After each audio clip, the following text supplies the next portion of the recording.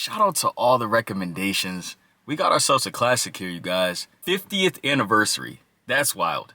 1973. What were we doing in 1973? Comment that below. What were you doing in 1973 when this legendary album came out, Pink Floyd, The Dark Side of the Moon? I'll be honest, I don't think I've ever heard any song on this album, but I've always heard of Pink Floyd, The Dark Side of the Moon, just the praise that they've earned. And I also remember growing up seeing my grandfather's vinyls, and he has the Pink Floyd vinyl, or he talked about always wishing he had that vinyl. I don't really remember which part, but I just remember him saying that this was one of the greatest albums ever. And I saw a bunch of comments saying, hey, JaKar, you gotta listen to Pink Floyd, The Dark Side of the Moon. And I said, hey, it's only right if I do so, because if this is something that inspired a lot of the artists that I'm going to continue listening to, I might as well see where it originated from, right? So listen, we're just gonna get right into it. You already know it's your boy JaKar. Click that subscribe button so you can always be in tune, because I'm not going anywhere, and I hope that y'all aren't either. Let's start with track number 1 from Pink Floyd, The Dark Side of the Moon, Speak to Me.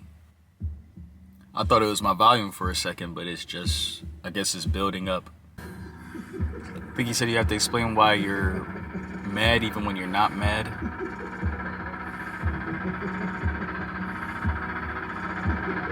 All right, I paused it right there, but it sounds like they're screaming into the next song.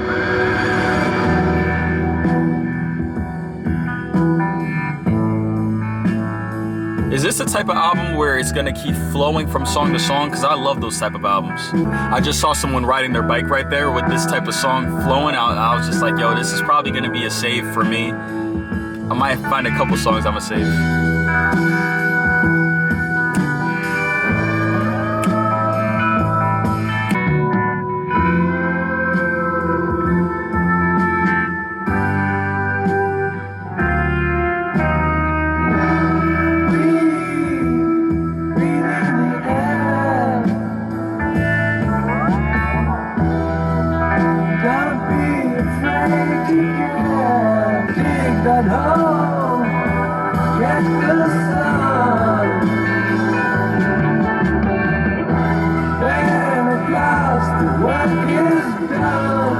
I gotta look into who is the singer, who is the drummer, the guitarist, bassist, all that type of stuff, the pianist, everything. Because for me, I just love to know like the individuals' names, really understanding them, being connected, and being more of a fan to them. So I definitely gotta do that. Comment below if you guys want to help me out. If not, I'm gonna look it up myself.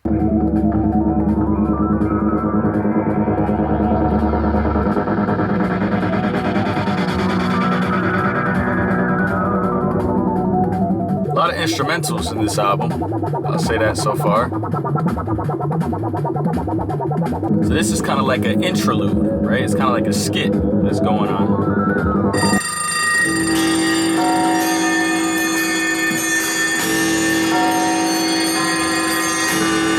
Time.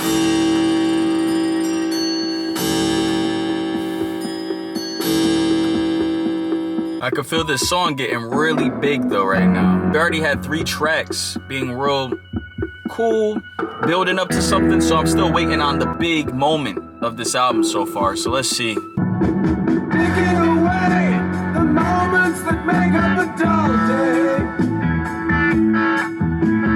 Fritter and waste the hours that are that way. Thinking around on a piece of ground in your hometown. Waiting for someone or something to show you the way. Tired in the sunshine, tired to watch the rain. And you are young and life is long, and there is time to live today. And then one day you find 10 years have gone behind you. No one told you when to run. You missed the starting line. Okay, I like that right there. I like that guitar.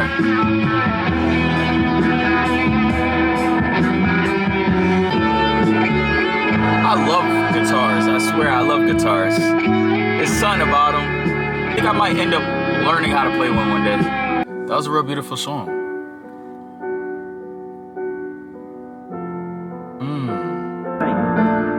Anytime like this is a song I could lay in bed at night and just let my manifestations go. Goal setting, my dreams just start to really just pour out with my headphones on, laying back in bed. That's one of my forms of meditation, to be honest.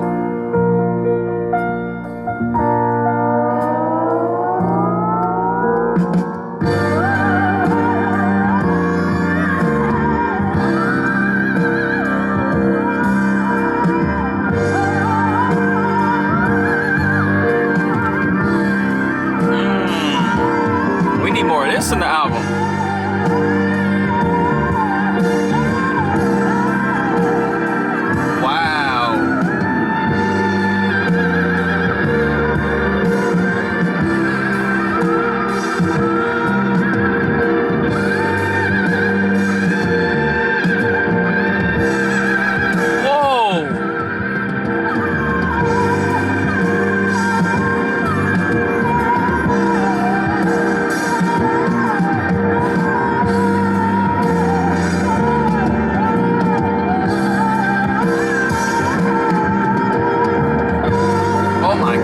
Drummer's going crazy.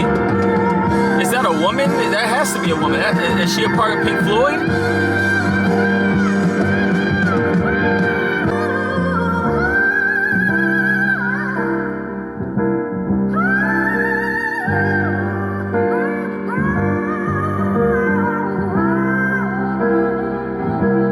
The lyrics say right here, and I'm not frightened of dying. Any time will do. I don't mind.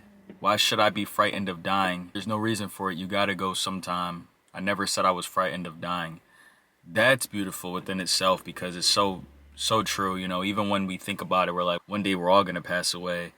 And you get a little afraid of like, how is it gonna happen? When is it gonna happen? But what brings comfort is realizing that we all will experience it. Not just some people die. No, everyone does. And also is the point of you don't want to be the only one that lives forever either way. Live forever, but all the people that you love and care about pass away. It's kind of like the 80, 90, 100-year-olds where they say, man, everyone that I went to school with, my wife, husband, siblings, parents, you know, even children passed away, and for some reason I'm still here. It's kind of like, when it's my time to go, you start to kind of cross over into that area. So I thought that was really just beautiful. I didn't hear them say that in this song, so that's interesting that the lyrics say that. But this right here is definitely my favorite song so far.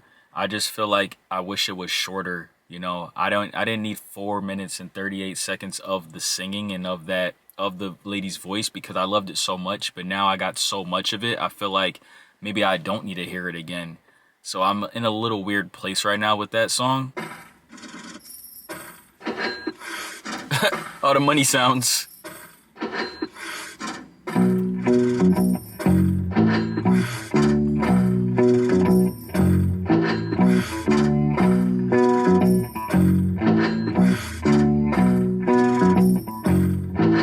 That's clever to turn that into a beat.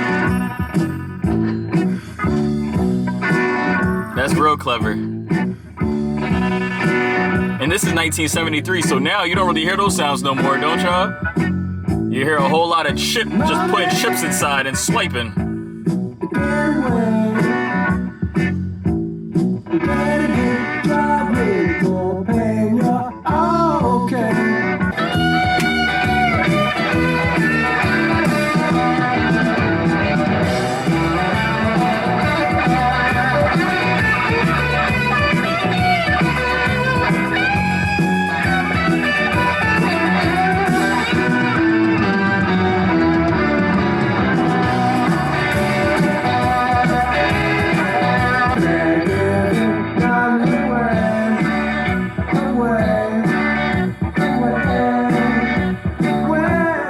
The guitar, the drummer's really been carrying it for me, and the sounds, right? The pianist and all the type of effects. We really love the singer, like really had a song where it's just that vocals really extended, but maybe that's not his type of singing. Maybe that's not the type of band that they are.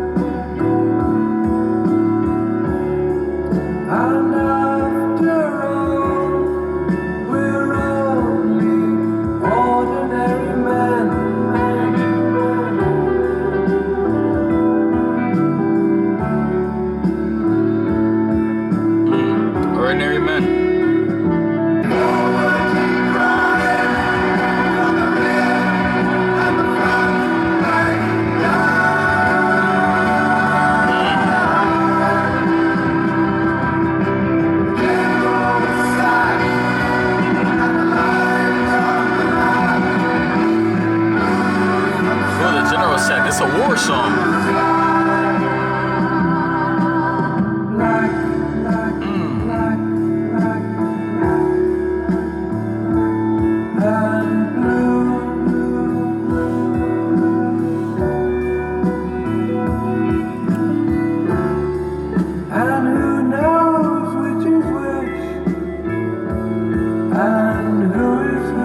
Black and blue, who knows which is which and who is who? So true, so true.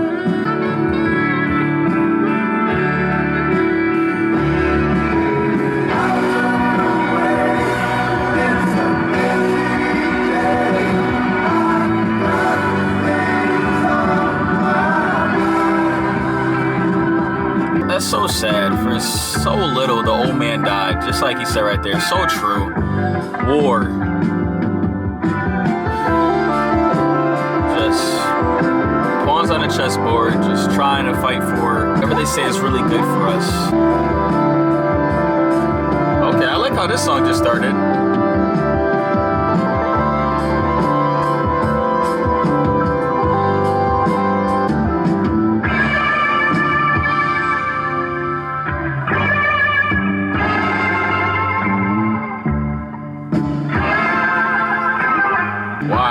That sounds different. I never heard that before. Also, I love this.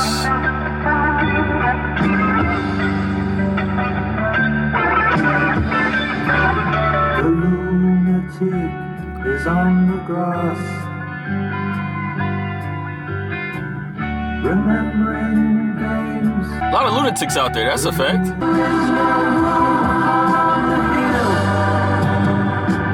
Here comes those big drums. I love that. Your head explodes with dark too. I'll see you on the dark side of the moon. Dark side of the moon, there we go. Is in my head. The lunatic. It is called brain damage, so that makes sense. You raise the blade. You make the change. This ain't my type of song though, for real, fam. On the dark side of the moon.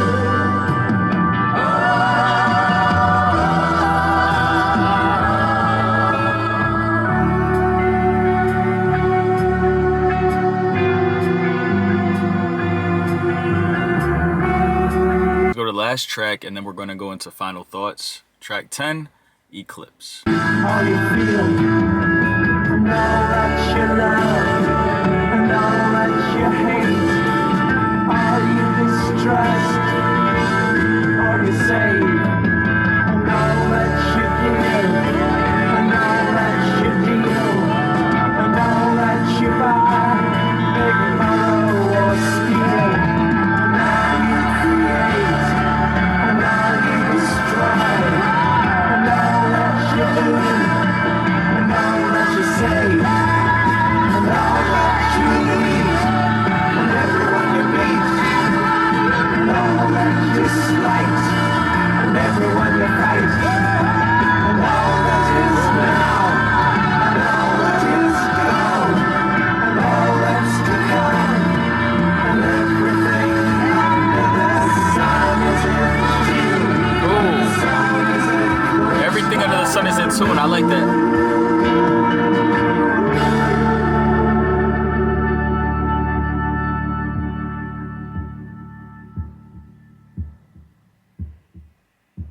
Okay, that was Pink Floyd, The Dark Side of the Moon. So I actually like the Eclipse. I feel like that's what I've been waiting for this entire album, was just a song where they just get right into it. They started, said exactly how they felt, kind of wrapped up the entire album. And I love when artists can mention the album's name in a song to really give us a full reasoning of maybe why they named it that album, or just to mention it so that it all connects and everything under the sun is in tune, but the sun is eclipsed by the moon. There is no dark side in the moon, really. Matter of fact, it's all dark. Here's a part of the things that I didn't like of the album, because even that part, when I read the lyrics, I was waiting for them to sing that part, right? And there is no dark side in the moon, really. But no, instead we got the talking points that was throughout this album. And this was the first time that we can really hear it a little bit more clearly, but a lot of times throughout the album, you really couldn't hear what they were saying. And that sucks even more so because there wasn't a lot of saying even in this album in the first place. The guitarist, the drummer, the beautiful sounds really carried this album. It's really more so like a band, an instrumental type of album. That's what it seemed like to me. But even sometimes I feel like it was just overdoing it. Like there's a couple songs where maybe I would like, but do I really want to listen to 2.5 minutes of just the same sound and beat until we get to the vocals, which really weren't powerful vocals to begin with, just from my opinion. Like, for example, The Great Gig in the Sky is definitely my favorite song on the album, but the lead vocalist didn't even make a sound in that song, I believe. I think it was a lady, and I think that lady was the same lady that sang in Us and Them. So that's just something for me to take in when I think of, do I love this album? Is this an album that really made me say, huh? I can actually see why it's so legendary for 3 reasons. One, there's a lot of instrumentation and a way that they put together not only the songs, the album, the cover, where I can see where they were groundbreaking. This is 1973. So this is probably something no one's ever heard before, where people are like, yo, what is this? Second reason, because this is definitely a vinyl type album where you can play it throughout the entire day. You're just letting it play while you're just living life inside your house, letting it play. And I could tell why that is something, because if you're playing it like that, you don't really care that it's 2.5 minutes long of the beginning part. You don't really care about this. It's just flowing through each song. So I can definitely see why I probably love it even more if I didn't have to just sit here, you know what I'm saying, for an hour and listen to it and I have to focus on it, read the lyrics and dissect it. If it was just playing, I could see that. And the third reason is because, and don't take this the wrong way, you guys, but it has so much potential. I know that sounds crazy to say, but it's like, there's so many parts throughout this album where I'm like, yo, if they could have took that part and used it this way and brought it that way and da-da-da, and then it's like, boom, that was 50 years ago. People already have. They sampled it. They utilized it and enhanced it. They took inspiration and made it their own. That's why I could say that, okay, I could love it even more so because I understand it's a foundational album. I don't really have any songs that I really like or really don't like. I just feel like it's really just been a real in the middle type of album for me, which is not a letdown. It's just how it goes sometimes. When you listen to albums, and sometimes the album is great for letting it play. You just go on with your day, go on with your life. And sometimes you listen back and you say, oh crap, yeah, I got Pink Floyd on, and goddamn, you know, or something happens in your life where it's something sentimental, something important, and you could look back and say, oh, what was playing while that was happening? Oh, Pink Floyd was playing. And so I understand that. I really, really do. But all in all, Pink Floyd, Dark Side of the Moon, thank you guys for recommending it. I'm happy that I can say that now. I can say, yes, I've listened to this album. So this is what I do it for. I just want to be able to kind of one day say, I've listened to everything. Like, you know, would that be crazy? Which is so nearly impossible. Probably impossible, but wouldn't that be crazy to say? Listen, I'm done. Hope y'all have a great day, and I'll see y'all. Talk to y'all. Peace.